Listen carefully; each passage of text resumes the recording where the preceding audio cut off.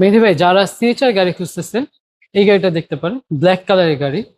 এটা আর মডেল কত বলেন তো? ভাই এটা হচ্ছে 2018 মডেল, এটা রেজিস্ট্রেশন কত সালে? রেজিস্ট্রেশন হচ্ছে 2022। এটার কন্ডিশন আপনি কেমন পেয়েছেন বলেন তো? এইটা খুবই ফ্রেশ কন্ডিশনে ইয়েতে আছে, আমরা যেভাবে পেয়েছি। শুধু সামনে পিছনে বাম্পার টাম্পার এগুলো টাচ আপ কালার হয়েছে। এটা হচ্ছে কালারটা হচ্ছে ব্ল্যাক না? এটা কোন কালারটা প্যাকেজের হচ্ছে গাড়ি বলেন তো? এটা হচ্ছে জিএলইডি প্যাকেজ। জিএলইডি প্যাকেজ। জিএলইডি প্যাকেজ। আচ্ছা, আমরা যদি বলি সামনে এগুলো কোনো কিছু চেঞ্জ করা হয়েছে এর মধ্যে? না, সামনে এগুলো কোনো কিছু চেঞ্জ করা হয়নি, সবকিছু হচ্ছে বিল্ট ইন।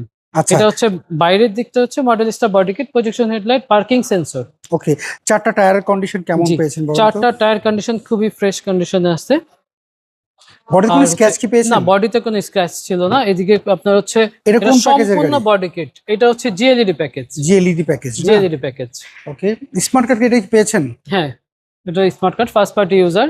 এইটাতে আপনার হচ্ছে আফটার মার্কেট কোনো কিছু, মানে কিছু কিছু জিনিস এটা হচ্ছে আমার নিজের হাতে করা।